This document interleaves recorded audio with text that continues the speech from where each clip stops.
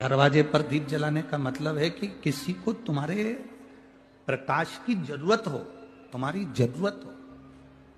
दीप जलाने का मतलब है तुम्हारे दरवाजे पर दिया जलाना, मतलब तुम्हारे द्वार पर कोई आया और उसको तुम्हारी जरूरत है, तुम्हारे प्रकाश की जरूरत है।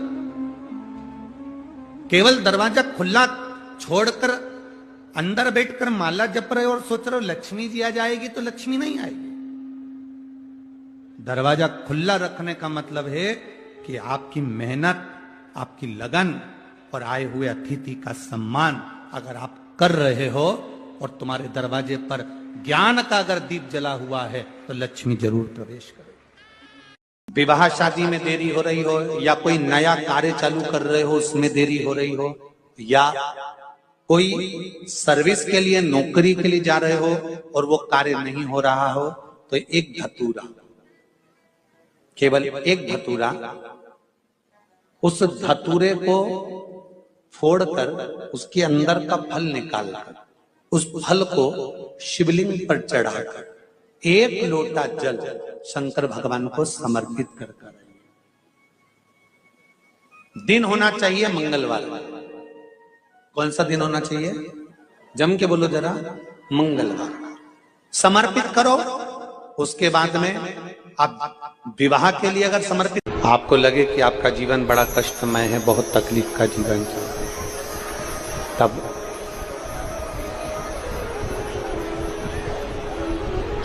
पांच बेटियों का नाम लेते जाना है। वृक्ष के नीचे या किसी गमले की मिट्टी को, यदि कहीं पार्थिव शिवलिंग का निर्माण अगर आप कर रहे हैं तो घर में भी पार्थिव लिंग बनाकर या पेड़ के नीचे या गमले में शिवलिंग बनाकर 5 बेलपत्र शिव जी की 5 लड़कियों का नाम लेकर वापिस बोलेंगे, जितने लोग सब बैठे हैं, जया, विषहरा, शामली बारी, दौतली, देव, शंकर जी की 5 लड़कियों का नाम लेकर एक एक बेलपत्र शिव जी को समर्पित करना। और शंकर भगवान को समर्पित करने के बाद दोनों हाथ में 2 लोटा जल लेना। जैसे कावड़ का जल चढ़ता है ना, कावड़ का जल कैसे चढ़ाते हैं? दोनों हाथ में पात्र लेकर एक साथ धार लगाकर घी का दीपक लगाकर प्रार्थना कर 5 बेलपत्र उठाकर अपने घर में लेकर आ जाइए। 2.5 महीने, ज्यादा से ज्यादा हम बोल रहे हैं 2.5 महीने, पर विश्वास करता है कि 15 दिन में वो दुख मिटेगा ही, वो तकलीफ। आप कृपा करिए। अगस्त ऋषि ने कहा कि तुम एक काम करो सूर्यदेव, तुम पार्थिव शिवलिंग का निर्माण कर कर पूजन करो, व्रत करो, एक अक्षत, एक बेलपत्र, एक शमी पत्र तुम्हारी उलझन को समाप्त कर दे। मेरी जीजियों, प्रदोष का इंतजार भी मत करा करो कि प्रदोष का दिन आएगा या प्रदोष का दिन आएगा तो हम गला पकड़ रहा है बाबा। प्रदोष का दिन आएगा तो हम भगवान शंकर को प्रदोष के समय में, शाम के समय पर हम बेलपत्र, शमी पत्र, चावल समर्पित करेंगे। आप तो प्रयास करा करो।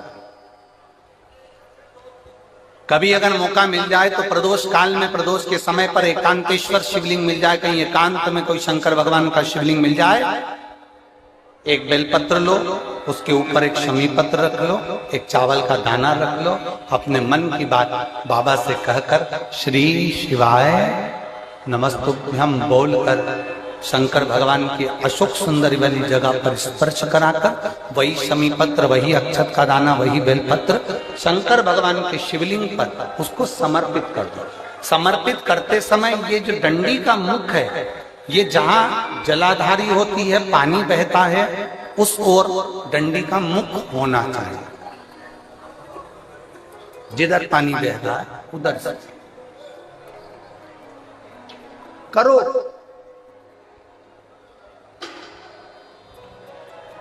प्रदोष काल में करी गई आराधना, प्रदोष काल में किया गया भजन, केवल प्रदोष के दिन ही नहीं, प्रदोष काल में कभी भी शंकर को याद करो। वैसे तो शंकर भगवान को याद करने के लिए कोई समय निश्चित नहीं किया गया कि इस समय शिव जी को याद करना है, मौत का और महाकाल का आने का समय कभी निश्चित नहीं होता। मेरी जीजियों, दो चीजें बड़ा स्मरण में रखिएगा। एक, बैसाख महीने में मट्टी के पात्र का जल। अभी अभी क्या चल रहा है? फागुन। अभी क्या चल रहा है? फागुन। जब बैसाख का महीना आए ना,